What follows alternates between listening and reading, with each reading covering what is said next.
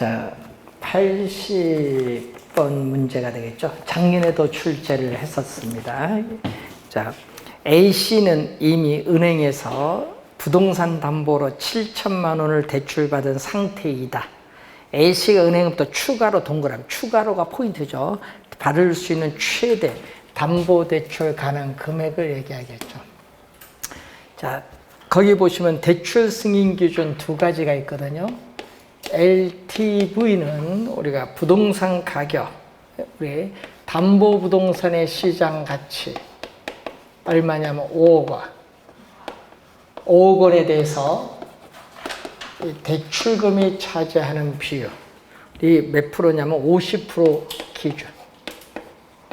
따라서 대출금은 5억에 50%니까 2억 5천만 원이 되겠죠.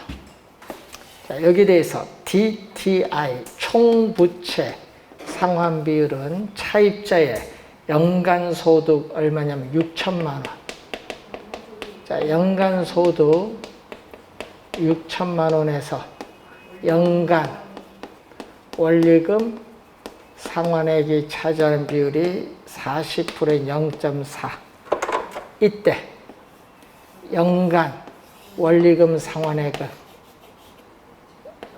대출금액 연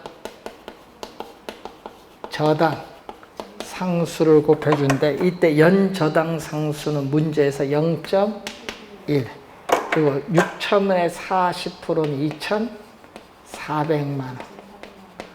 양변에 소수점을 없애주기 위해서 10을 곱해주면은 2억 4천만 원이 되죠. 자, 이 두 가지 대출 승인 기준을 모두 충족시켜주는 대출 가능한 최대 금액은 두 금액 중 작은 공통되는 작은 부분 2억 4천만 원의 기존 대출금 7천만 원을 공제해 주면은 추가로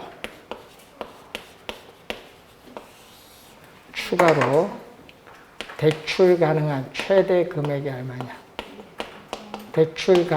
추가로 대출 가능한 최대 금액은 얼마가 되냐면은 1억 7천만 원이 되겠죠.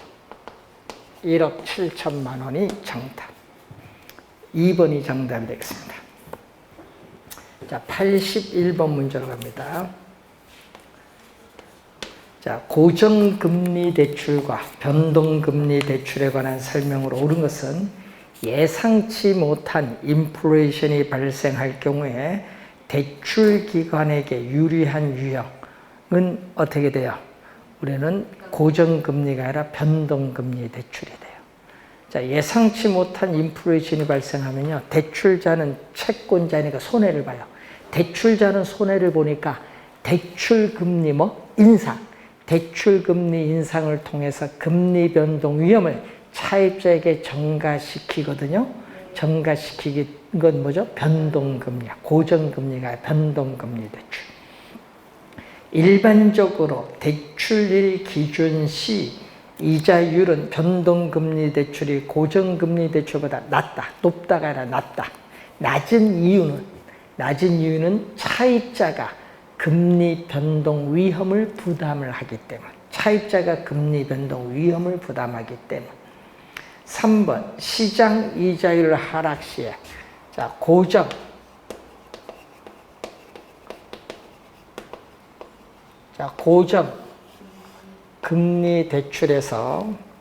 고정금리 대출에서 시장 이자율이 고정금리 대출 이자율보다 낮으면은 차입자는 손해를 보기 때문에 다른 금융기관에서 싼 금리, 재금융을 우리는 대환 대출이죠. 이걸 통해서 뭐를 한다? 조기 상환을 하겠죠. 차입자는 손해를 보니까. 그러면 차입자는 손해를 보니까 조기 상환을 하면은 대출자는 높은 이자를 받게 될 기회를 상실해서, 그래서 차입자가 조기 상환하면 그에 따른 위험은 대출자가 부담을 해. 그래서 대출 기관은 차입자의 조기 상환으로 인한 요 위험은 커진다. 커진다. 맞는 질문 3번 정답. 시험에 요거 많이 나오거든요. 요거 시장 이자율이 대출 이자율 낮을 때 요거 벌써 2번 정답 물었습니다. 올해도 중요합니다. 자, 4번 변동금리 대출은 시장 상황에 따라 이자율을 변동시킬 수 있으므로 우리는 기준금리 외에 가상금리는 별도로 고려하지 않는다니까 틀린 지문이죠.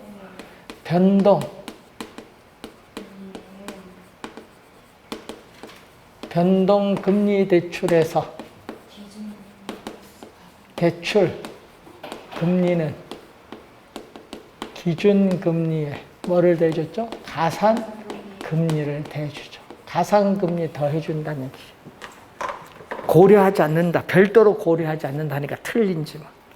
변동금리 대출인 경우에 시장 이자율 상승 시에 이자율 조정주의가 짧을수록 대출기관에 유리하죠. 왜? 이자율 조정주의가 짧을수록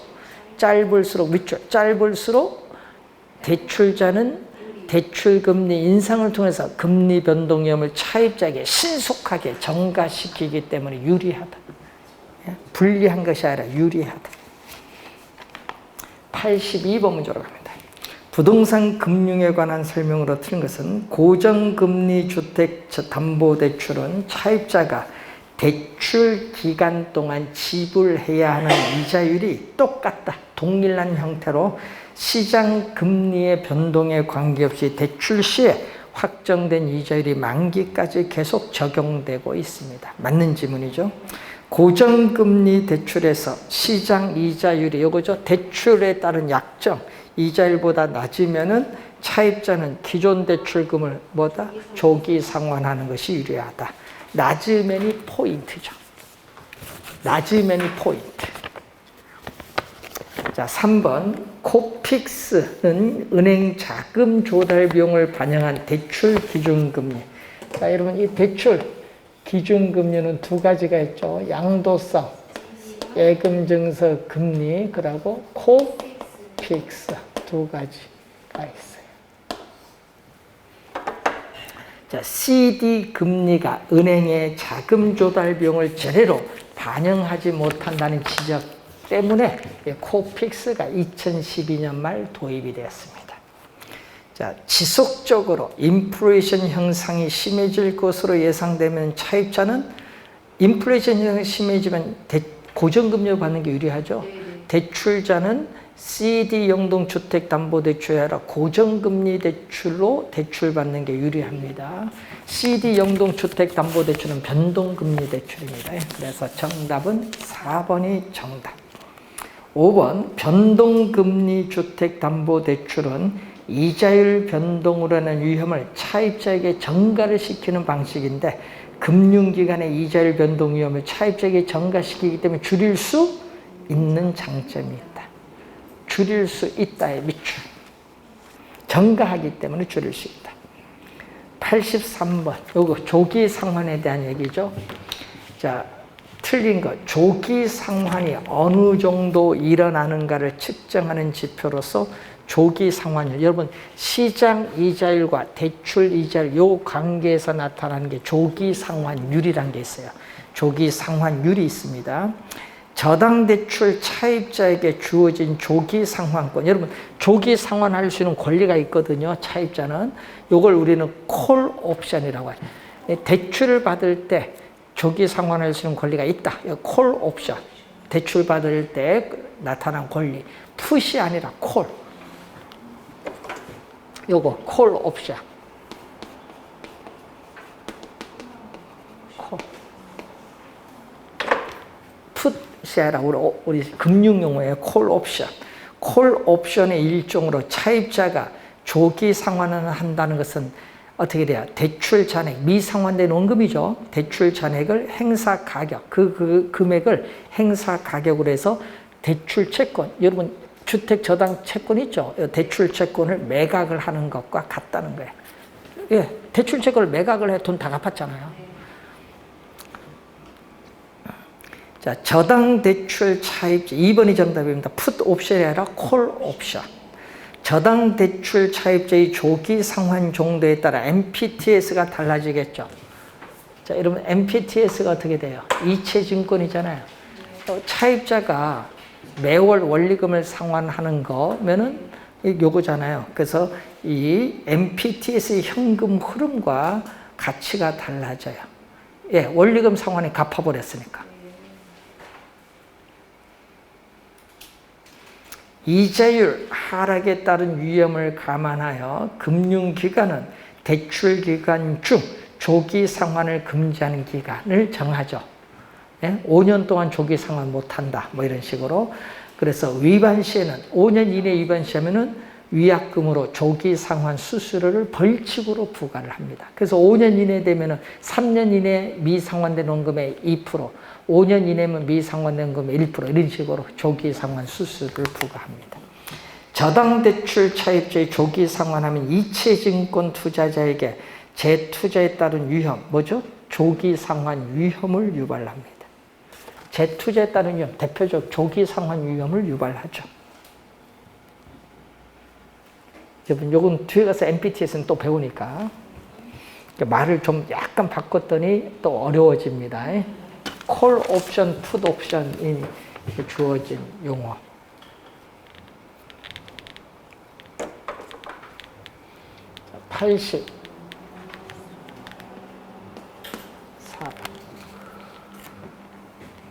자, 주택자금 대출을 위한 다음과 같은 대안에 관한 설명으로 옳은 것은, 자, 대출금 2억 원, 연 5% 고정금리로 만기 15년.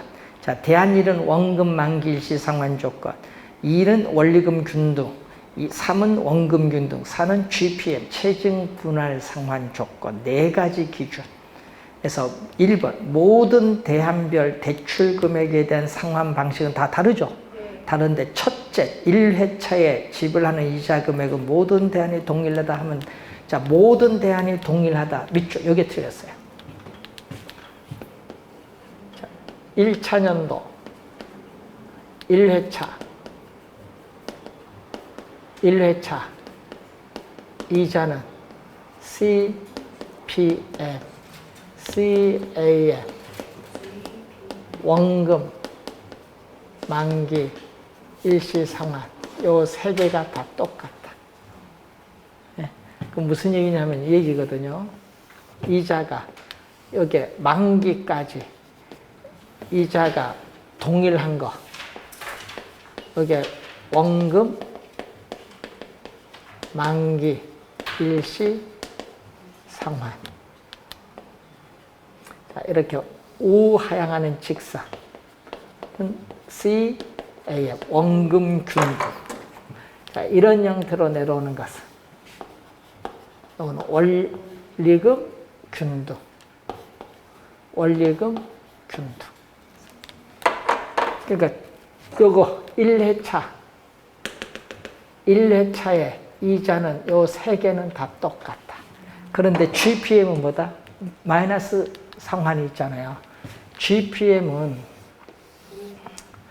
융자 잔고가 대출금보다 더 많거든요. 이게 대출금이거든요. 대출금인데, 예? 자, 만기까지 내려오는 CAM, 미 상환된 원금, 대출 잔액을 나타내는데, 자, 이런 형태로 내려오는 것은 CPM. 이런 형태, 마이너스, 이런 형태로는 이게 GPM인데, 자, 1회차인데, 이 대출금보다 융자 잔고가 더 많은, 뭐죠? 요거 부의 상환. 그, 대안사 보니까, 뭐죠? 부의 상환이 나타나는데, 융자 잔고가 1회차에 더 높거든요. 더 높으니까 이자도 높지. 이자도 높아요. 그래서 요것보다 뭐가 더 이자가 높다? 요게 더 높아요. 모든 대안에 동일하다 하면 안 돼. 틀린 지. 계산 아닌데도 어려워요. 자, 모든 대안에 대출 기간 동안에 상환한 원금 이자의 총 합계액은 동일하다. 원금 이자의 합계액은 동일하다. 동일하지 않죠. 만기되면 뭐가 돼? 만기되면 원금은 전액 갚으니까 원금에는 똑같죠. 만기되면 대출금은 대출받은 금액 다 갚으니까 원금은 다 갚으니까 관계없는데 이자가 다르지. 이자가 얻은 게 누가 제일 많아? GPM이 제일 많잖아요. 그렇죠? 네? 그래서 GPM이 제일, 근데 원금 만기 이상은 이자가, 원금은 근데 이자가 제일 많은 게 요거잖아요. 그래서 거기에 몇 번? 원금, 이자, 예, 원금, 이자의 총 합계, 대출, 기간 동안 제일 많은 게 G, 원금 만기 시상환. 원금 만기 시상환. 이자가 똑같으니까 제일 많지 뭐. 그 다음에 뭐다? G, PM, C, PM, C, A. 그러니까 동일하다 하니까 틀린지. 3번, 대안사는 다른 대안에 비해서 대출 기간이 경과할수록 이자 부담이 점증. 자, 이자 부담이 정증. 밑줄. 틀렸어요. 이자 부담이 정증이 아니라 이자는 뭐다? 증가하다가 요거 융자 대출금보다 융자 잔고의 높은 기간 있잖아요. 이자가 뭐다? 증가하다가 뭐한다? 감소해. 또 이자가 증가하다가 뭐한다? 감소해. 점증하면 안 돼. 이자는 뭐다? 증가하다가 감소. 이자는 증가하다가 감소. 점증하면 안 돼. 점진적으로 증가한다가 아니라 이자는 증가하다가 감소. 그래서 3번 틀린 질문. 자, 4번 대안 2는 대안 3에 비해서 첫째 년도의 원금 상환액이 큰 방식이다. 대안 2는 뭐죠? 원리금 균등인데 원리금은 어떻게 돼? 원리금 균등. 자, 원금이 어디가 많이 상환해서 원리금 균등이 원금 균등. 여기에 미상환된 원금이니까 이만큼은 누가 갚았다? 원금 균등이 갚고 이것은 누가 갚아? 원리금 균등. 원리금 균등이 적네요. 예, 그러니까 큰 하나가 아니라 작은 방식.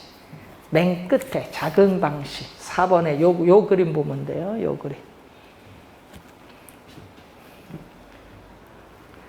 대안 3은 다른 대안에 비해서 첫째 년도의 차입자의 원리금 지급의 큰 방식. 어떻게 돼요? 5번 정답이 되겠죠. 자, 원리금 지급액. 여기에 C, A, M이 되고 만기까지 대출기간 내내 동일한 금액을 갚는 건 C, P, M. 자, 이렇게 가는 거. 이렇게 가는 건 G, P, M. 첫 번째 원리금 지급의 가장 큰 건 요거. 원금 만기는 첫 번째 이자만 갚잖아요. 그러니까 당연히 원금 균등이 가장 높죠. 원금 균등이 가장 많습니다. 5번 정답.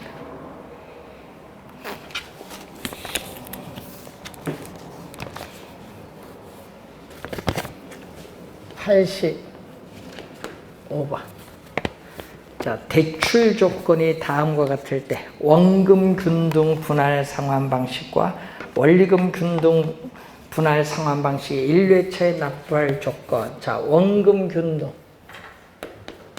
원금 균등에 있어서 우리는 매월 말 빡선에 거치 기간 없이 매월 말 상환. 자, 매월 원금. 매월 원금 상환액은 대출금. 대출금이 얼마냐 하면은 1억 2천만 원. 1억 2천만 원이 나와 있고, 이것을 대출 기간으로 나는데 몇 년? 10년은 월이니까 120개월로 나눠줬더니 1회차 얼마? 100만 원. 100만 원. 우리 1회차를 구하는 거거든요. 100만 원.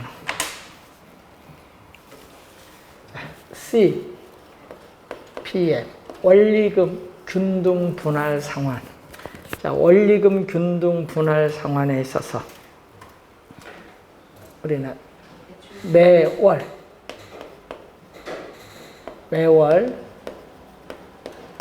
원리금 균등 요거부터 구해야겠죠. 매월 원리금 상환액은 대출금 1억 2천만 원에 뭐를 곱해준다? 월 저당 상수. 월 저당 상수 0.011 곱해줬더니 얼마?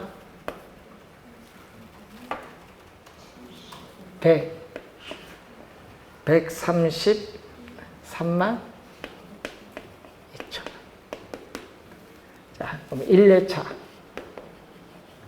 1회차 이자는 융자잔고. 자, 미상환된 원금에 처음엔 돈은 안 갚았으니까 처음에 돈은 안 갚았으니까 대출금이 1억 2천만 원에 월 이자율. 자, 월 이자율 몇 프로? 연 이자율 6%니까 월 이자율은 0.5%. 1%하면 120만 원이거든요. 5%니까 0.5%니까 1% 하면 120만 원. 반이니까 60만 원. 원금은 원리금 상환액에서 뭐를 뺀다? 이자.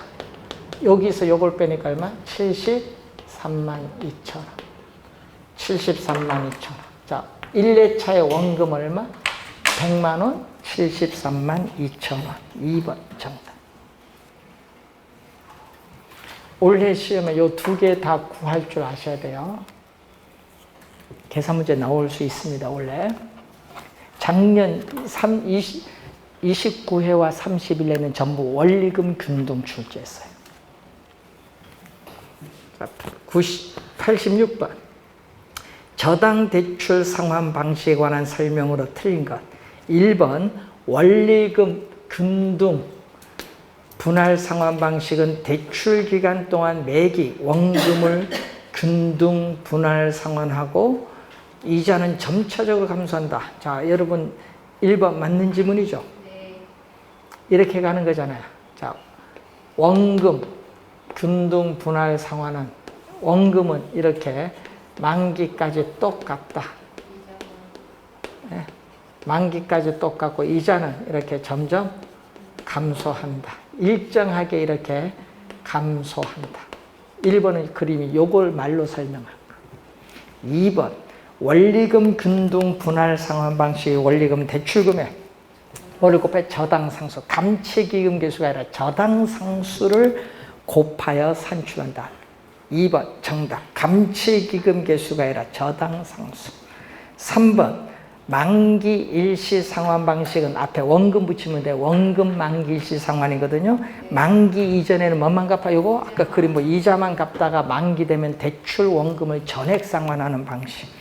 그래서 3번 개념 맞고 4번 체증 분할 상환 방식은 원리금 상환의 부담을 초기에는 이렇게 초기에는 적게 하다가 기간이 경과해서 점점 많이 높게 하는 방식.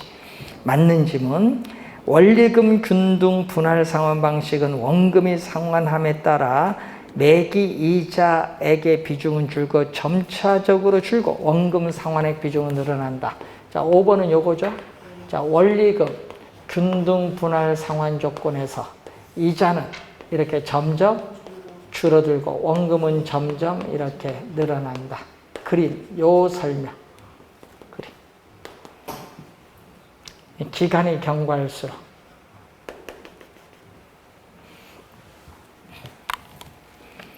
자, 87번.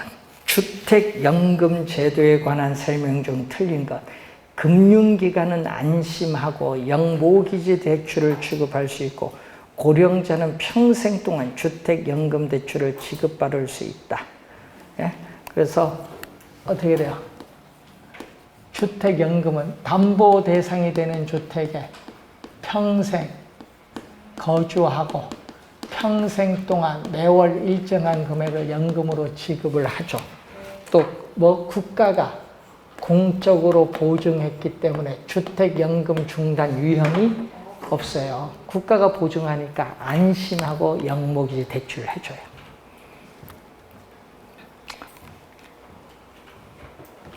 여러분, 우리 주택 요즘 뉴스 보면 주택담보대출 있죠? 이거 국가가 보증하면요, 금융기관 국가가 보증하니까 안심하고 대출해 줄 수 있어요. 근데 국가가 보증 안 해주니까 뭐 한다? 금융기관이 대출 제한을 하는 거예요. 국가가 보증해주면 뭐 관계나 원하는데 대출해 주지. 요즘 뉴스 대출 제한 나오죠? 그럼 국가가 보증하지 않기 때문에 그래요. 자, 가입 가능 연령은 주택 소유자 또는의 동거래, 또는 둘 중에 한 사람. 둘 중에 한 사람이 만 55세 이상, 55세 미추. 자, 공시가격 등, 여러분, 이게 바뀌었거든요. 시가가 아닙니다. 원래 바뀌었어요. 공시가격 등이 9억 원 이하의 주택법상의 주택인 단독주택, 아파트물, 업무시설은 안 돼요. 주거 목적이지. 업무시설은 안 되고 주거 목적 오피스텔은 됩니다. 3번 정답. 주택연금 지급 방식은 네 가지가 있죠. 종신 방식, 확정 기간 방식, 대출 상환 방식, 우대 방식 네 가지가 있습니다. 대출금은 주택 소유자 및 배우자 사망 후 주택 처분 가격으로 대출받은 금액을 일시 상환합니다.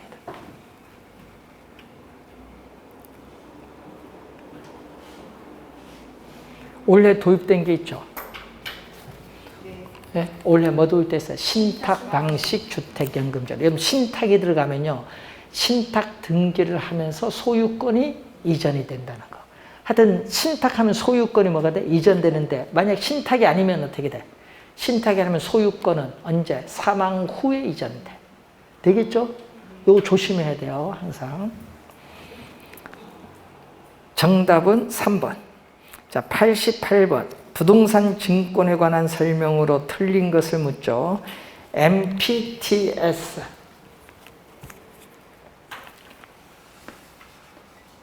자, 여러분, 차익자는 대출을 받으면 매월 대출금에 대한 원리금 상환액을 뭐 한다? 지급을 하지. 자, 그럼 발행기관은 이체 증권을 발행을 해서 투자자에게 이렇게 매각을 하여. 자, 이때 이 지분을 나타낸다. 왜? 자산을 매각하는 방식이거든요.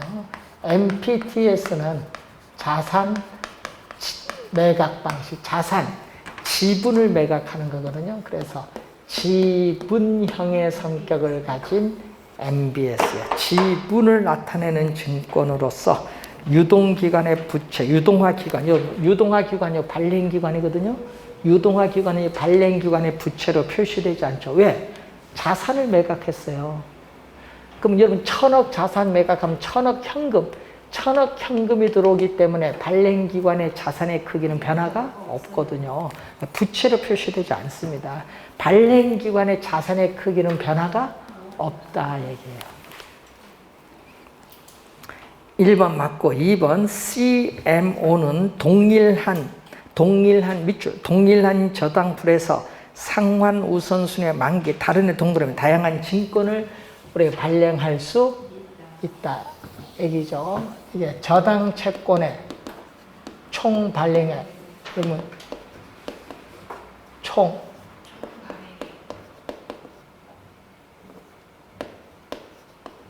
이게 바로 동일한 저당풀.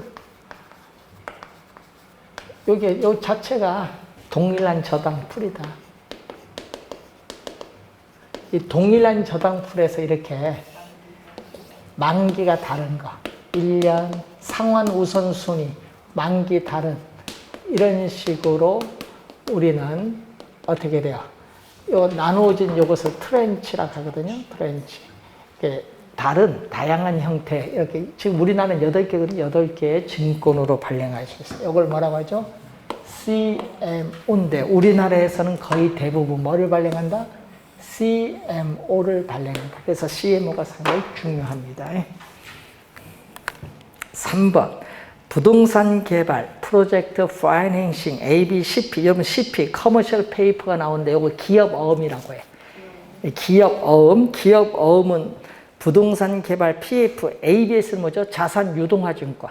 자산 유동화 증권에 비해서 만기가 긴 게 아니라 짧아요. 그리고 기업 어음은 대부분 사모, 개별 모집해요. 공개 모집이 아니라 사모로 발행됩니다. 그리고 AB, CF는 뭐다? AB, CF는 요거는 대출받은 금액을 상환하는 때 발행을 하거든요. 그래서 단기고요. 상법에 적용을 받아요. 그리고 요건 자금 조달, 개발 사업에 필요한 자금을 조달하는 요거는 장기고요. 요거는 자산 유동화에 관한 법률에 적용.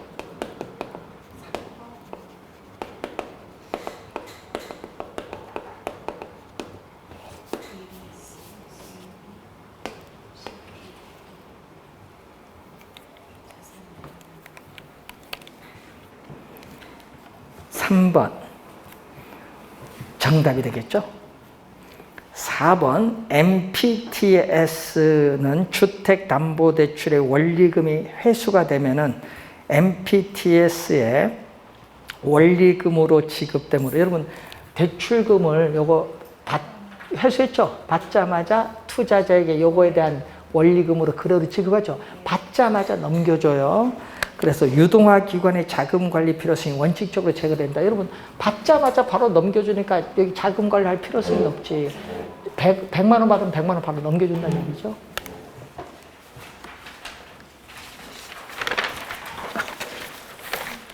자, 5번 MBB는 주택담보대출자의 채무 불이행이 발생하더라도 MBB라는 원리금을 발행자가 투자에 지급하여야 한다. 하여야는 밑줄, 하여야는 반드시예요.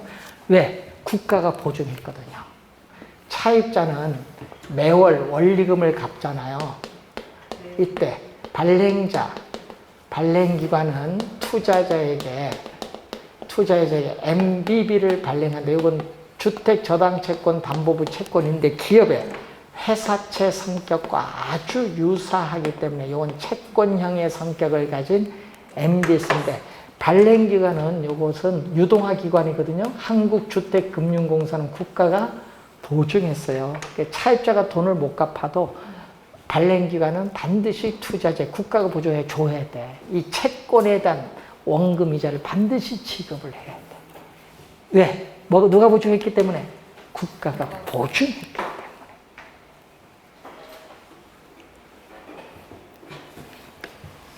89번 문제로 갑니다. 부동산 증권에 관한 설명으로 옳은 것은 저당 이체증권의 모기지 소유권과 원리금 수취권은 모두 투자자에게 이전돼 좀 지분을 매각하니까 모기지 소유권은 뭐라고 하죠? 주택저당채권 집합물이라고 하거든요. 주택저당채권 집합물의 소유권과 원리금을 우리는 받을 수 있는 현금 흐름 지분권이 전부 누구에게? 투자자에게 이전돼. 자산, 지분을 매각하는 게 지분이 다 넘어갑니다. 1번 정답이 되겠습니다. 2번 MPTV의 모기지 소유권 투자자에게 이전되는 것이 아니어야 돼요. 왜? 채권을 하니까 담보가 있어야 돼요. 발행기관은 뭐를 담보로? 모기지를 담보로 해요. 요걸 담보로 해서 어떻게 돼요? 발행기관의信用을 가지고 채권을 발행해서 투자자에게 매각을 합니다. 네? 그래서 하여튼 채권을 발행할 때 모기지 소유권은 다 누가 가지고 있다? 모기지 소유권. 요걸 담보로 하기 때문에 다 발행기관이 다 가지고 있어요. 자, 그리고 2번 틀렸고, 여기는 원금 이자를 받자마자 투자자에게 원금 이자를 바로 이체시켜주기 때문에 원리금 수취권은 투자자가 보유하는데, 그래서 원금 이자를 받자마자 넘겨주니까 MPTS의 무슨 성격? 지분형 성격도 가지고 있고 채권을 발행하니까 MBB 성격도 가지고 있죠. 지분형과 채권형이 뭐가 됐다? 혼합이 됐다. 혼합한 형태의 MBS. 자, 2번 틀렸고 3번 MBB의 조기 상환 위험과 채무 불이행 위험은 투자자가 부담하는 게 아니죠. 자, 시장 이자율이 지속적으로 하락을 해서 우리 고정금리 대출 이자율보다 낮을 경우에는 만기가 되기 전에 조기 상환을 하죠. 이때 이 시장 금리 변동에 따른 위험 그리고 조기 상환에 따른 위험 또 차입자가 돈을 못 갚았다. 채무 불이행에 따른 위험은 다 누가 부담? 발행자가 부담. 그래서 여러분 발행자가 다 가지고 있죠. 올발. 발행자가 다 가지고 있다. 자, 다계층 증권은 지분형 증권으로만 하면 안 되죠. 왜냐? MPTB를 확대를 했잖아요. 확대를 했기 때문에 무슨 거? 지분형과 채권형이 혼합이 됐다. 지분형 증권으로만 하면 안 돼. 요 두 개가 뭐가 돼? 혼합이 되어 있다. 자, 그리고 상업용 저당증권은 반드시 공적 유동화 기관을 통하여 하니까 틀린 지문. 여러분, 민간을 통해서 발행을 하는데 상업용이니까. 그런데 상업용은요, 위험이 높으니까 민간에서도 발행을 잘 안 하려고 해요. 위험이 높으니까. 민간에서 발행을 잘 하려고 하지 않습니다. 제약이 많다. 왜? 위험이 너무 높으니까.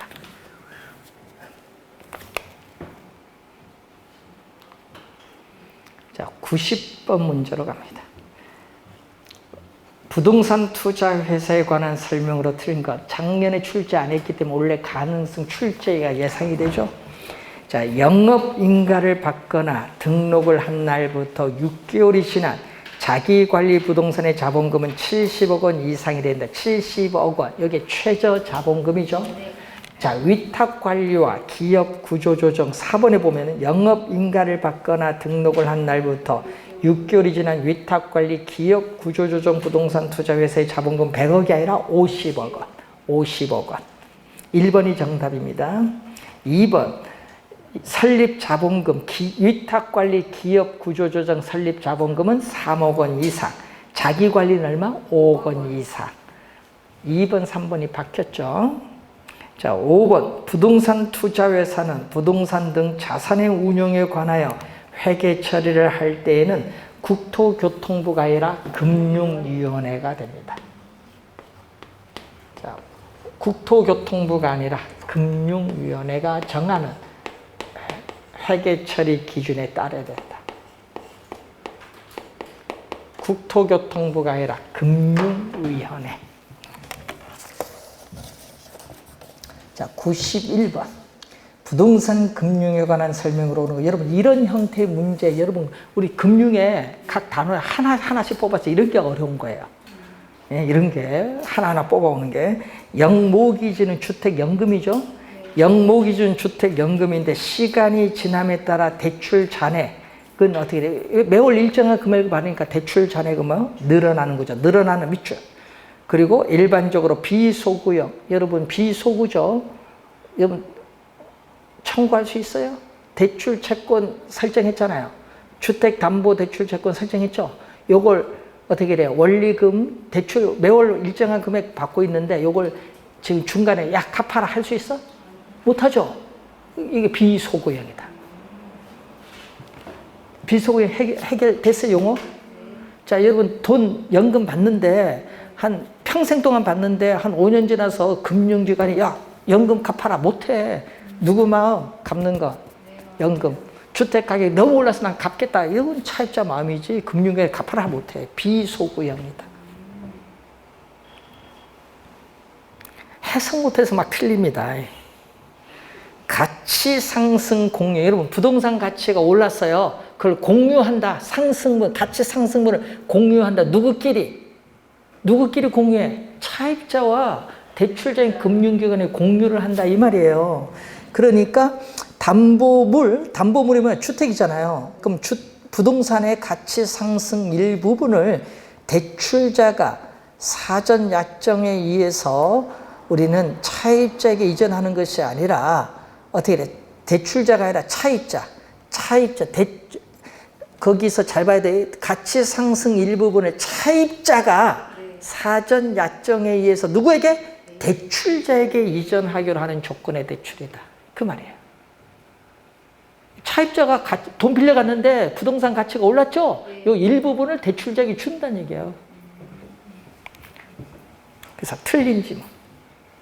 말 해석하시면 그렇게 되는 거예요. 자, 기업의 구조조정을 촉진하기 위해서 기업 구조조정 부동산 투자 회사에 대해서는 현물 출자, 자산 구성, 우리가 최저 자본금을 제한하는 규정이 없다. 자, 여러분 최저 자본금 규정 얼마? 50억 원 이상. 그렇죠?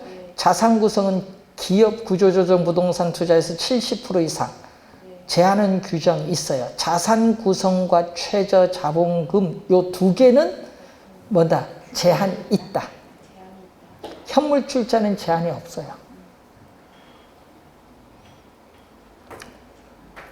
그래서 3번 틀렸어요. 현물 출자는 제한이 없다. 자산 구성은 기업 구조조정 부동산은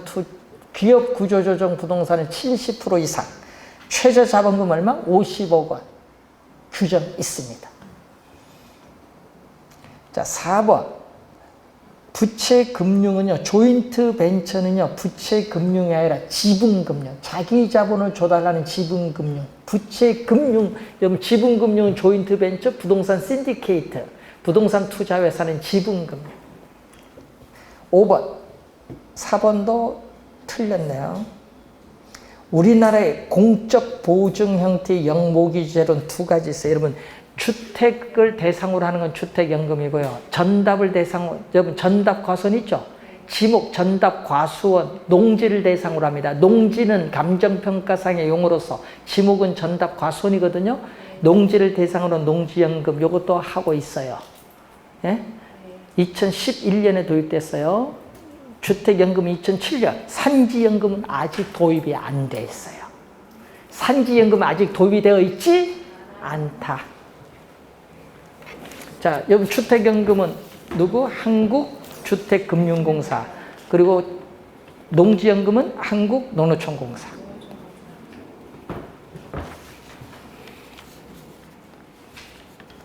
또 안 들어봤다 하지 마세요. 자, 들어봤습니다. 정답 몇 번? 1번. 이런 게 어려운 거예요. 이런 문제. 원래 시험 보면은 안 들어본 용어들이 막 툭툭 튀어나옵니다. 그게 어려운 거예요, 여러분. 안 들어본 용어 나오는 게. 자, 프로젝트 금융으로 갑니다. 자, 옳은 것. 자, 92번. 옳은 것을 모두 고른 것. 일정한 요건을 갖춘 프로젝트 회사는 어떻게 돼요? 법인세 감면 혜택 받을 수 있습니다. 기억 맞고. 프로젝트 사업주의 재무상태표에 해당 부채가 표시되지 않습니다. 누구의 부채로? 프로젝트 회사의 부채로 회사채를 발행합니다. 프로젝트 회사의 부채로 회사채를 발행한다.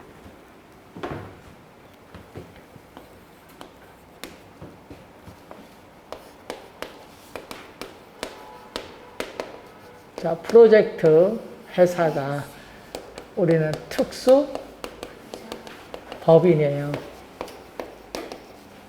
사업주는 출자를 해서 이걸 만드는데 사업주와 이건 서로 관련이 없는 독립적인 회사. 회계적 법률적으로 독립적인 회사인데 프로젝트 회사에 뭘로? 재무 상태표에 뭘로써? 부채로서 뭐를 발행한다? 회사채를 발행을 해서 개발 사업에 필요한 자금은 줘달래요. 그러니까 요 부채가 아니라는 거. 자, 금융회사는 담보가 없어서 위험이 높은 반면 대출 이자를 높게 하죠. 여러분, 요 회사채를 인수하는 게 누구다? 금융기관이 인수를 하죠. 금융기관이 인수해서 프로젝트 회사에 뭐를 개발 사업에 필요한 자금을 대출해 줄 때 이 프로젝트 우리 대출 금리가 우리가 기업에 있어서의 대출 금리보다 뭐다? 높다. 담보가 없어서 위험이 높기 때문에 보통 한 4배 정도 높다. 네 번째, 프로젝트 회사가 파산을 하더라도, 파산을 하더라도 금융회사는 프로젝트 누구에게? 사업주에게 원리금 상환을 청구했다. 아까 그거 뭐예요? 원리금 상환을 청구할 수 있다. 이걸 비소구 금융. 아까 우리 연금할 때 배우셨죠? 네. 비소구 금융을 원칙으로 한다. 자, 여러분 그 문제 볼까요? 92번 문제 끝에 보시면 프로젝트 사업주가 프로젝트 회사를 위한 보증이나 담보 제공을 하지 않음. 이 말은 비소급 금융이란 말입니다. 그 말이 비소급 금융. 만약에 보증을 하면 어떻게 돼요? 보증을 하면 보증한 부분에 대해서 원리금 상환을 청구할 수 있거든요.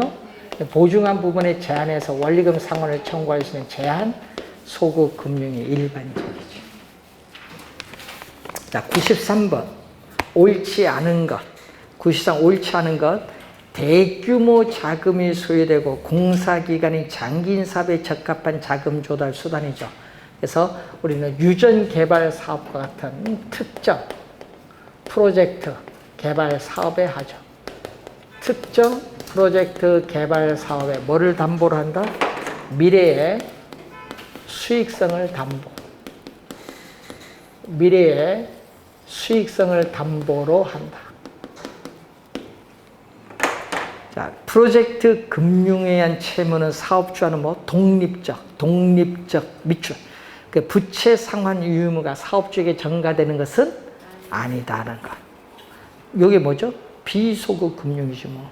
사업주가 이미 대출 한도를 넘어섰거나 대출 제약 요인이 있는 경우도 대출이 가능하죠. 네. 예, 사업주의 부채로 자금을 조달하는 게 아니잖아요. 자, 해당 프로젝트가 부실화되면 어떻게 돼요? 부실화되면 대출해준 금융기관도 부실이 돼요. 그래서 회수에 영향이 있습니다. 없다가 아니라 있다. 대출 금융기관도 부실화가 됩니다. 프로젝트 회사는 법률적, 경제적으로 완전히 독립적 미출 회사지만 이해 당사자 간의 이견, 서로 다른 견해가 있을 경우에는 사업 어떻게 돼? 지연을 초래할 수 있다. 이건 문제점. 자, 94번 개발업자 갑이 직면한 개발 사업의 시장 위험에 관한 설명으로 틀린 것. 시장 위험입니다. 개발 기간 중에도 시장 상황이 변할 수 있다는 점에 유의를 해야죠. 자, 개발 기간이 장기화될수록 개발업자의 시장 위험도 높아져요. 선분양은 착공 전에 미리 분양을 하기 때문에 개발업자가 부담하는 시장 위험을 줄일 수 있죠. 착공 전에 분양함으로써 자금 조달을 하기 때문에 시장 위험이 줄일 수 있고, 금융 조달 비용의 상승과 같은 시장의 불확실성은 개발업자에게 시장 위험을 부담시키죠. 예, 이자율이 상승할 수 있으니까. 자, 후분양은 완공된 이후에 분양하기 때문에 개발업자의 시장 위험을 증가시킵니다. 감소시키는 것이 아니라 완공 이후에 분양하기 때문에 개발 중간에 시장 상황이 다 변할 수 있잖아요. 위험 감소가 아니라 증가시킵니다. 95번 부동산 개발 사업에 관련된 설명으로 옳은 것을 모두 고른 것. 자, 이런 질문이 상당히 중요한데, 개발 기간의 연장, 이자율 인상, 인플레이션은 유효한 개발 비용이 증가 미출. 비용이 나왔거든요. 개발 비용이 증가하면 비용상 위험에 속하죠. 개발 비용이니까. 맞는 질문. 개발 부동산의 선분양 제도는 후분양 제도에 의해서 사업 시행자가 부담하는 시장 위험을 줄일 수 있다. 선분양 밑줄 줄일 수 있다. 밑줄. 왜냐? 미리 분양해서 개발 사업에 필요한 자금도 조달하죠. 민감도 분석에 있어서 주요 변수. 민감도 분석은 어떻게 되죠? 자, 투입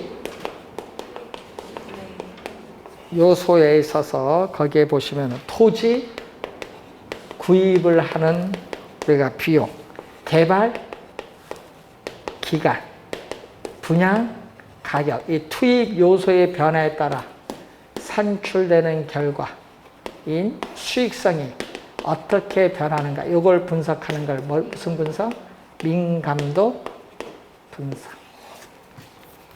맞는지 뭐. 네 번째. 자, 네 번째는 요 얘기죠. 수익성 지수.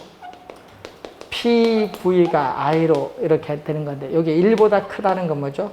1보다 크다는 것은 PV가 I보다 크다는 거예요. 그러니까 순환가는 당연히 PV에서 I를 뺀 거니까 0보다 크죠. 그래서 4개가 다 맞습니다. 5번. 자, 이런 유형의 문제, 원래 출제 이런 거 박스 많이 나오거든요. 상당히 중요한 또 유형의 문제. 자, 96번 문제로 갑니다. 부동산 개발의 사업의 타당성 분석에 관한 설명으로 틀린 건, 자, 3가지 있죠. 물리적을 다른 말로 기술적, 경제적, 법률적 3가지가 있는데, 대상 부지의 지형, 지세, 토질과 같은 물리적 요인들이 개발 대상 부동산의 운영, 건설 운영에 적합한지 여부를 분석하는 과정 맞고, 법률적 타당성 분석은 대상 부지와 관련된 법적 제약 조건을 분석을 해서 대상 부지 내에서 개발 가능한 용도, 개발 규모를 판단하죠. 우리 뭐 지역 지구제 분석 잘 해야겠죠. 경제적 타당성 분석은 개발 사업에 소요되는 비용이나 수익, 시장 수요 공급을 분석하는 과정으로서 3가지 타당성 분석 중에서 가장 중요한 것은 경제적 타당성 분석이 가장 중요하고, 민감도 분석은 사업 타당성 분석의 주요 변수, 주요 변수는 독립 변수. 이 독립 변수가 투입 요소죠. 초기 투입값을 변했을 때 수익성, 수익성은 뭐죠? 산출되는 결과, 산출되는 경우의 변화를 예측하는 과정, 민감도 분석 개념이 나와 있습니다. 자, 민감도 분석은 최근에 계속 개념이 출제되고 있어요. 올해도 중요하고요. 부동산 개발에 영향을 미치는 인근 환경 요소의 현황과 전망을 분석, 현재 상황과 전망을 분석하는 것은 무슨 분석? 거기서 인근 지역 분석. 투자 분석이 아니라 인근 지역의 분석에 관련된 내용.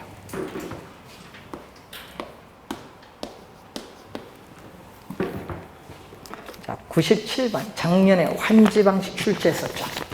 자, 택지 개발 방식 중 환지 방식에 관한 설명으로 틀린 것을 모두 고른 것. 사업자로서는 상대적으로 사업 시행이 간단하고 용이하다. 여러분, 토지 소유자 간의 의견을 맞춰야 되거든요. 그래서 사업 시행 절차가 복잡해요. 그래서 기억은 어떻게 돼요? 기억, 틀린 지문. 틀린 거 찾는 겁니다. 개발 이익은 토지 소유자, 사업자 등이 향유한다. 맞고, 사업자의 초기 사업비 부담이 크고 토지 소유자의 저항이 심했을 때 환지 방식 틀렸죠? 디귿도 틀렸어요. 여러분, 디귿은 뭐죠? 수용 방식의 단점이에요. 감보된 토지는 새로이 필요로 하는 공공시설 용지로 사용되고, 나머지 채비는 환지하라. 매각. 비용을 충당하기 위해서 뭐 한다? 매각합니다. 4번째도 틀렸어요. 2번 정답입니다. 환지의 형평성을 기하기 위해서 사업 시행 기간이 장기화될 수 있다. 요거 문제점. 단점. 미음은 맞는데 단점. 혼용 방식은 수용 또는 사용 방식과 환지 방식을 혼용하여 시행하는 방식이다. 이것도 맞는지 뭐. 틀린 건 몇 번? 2번 정답.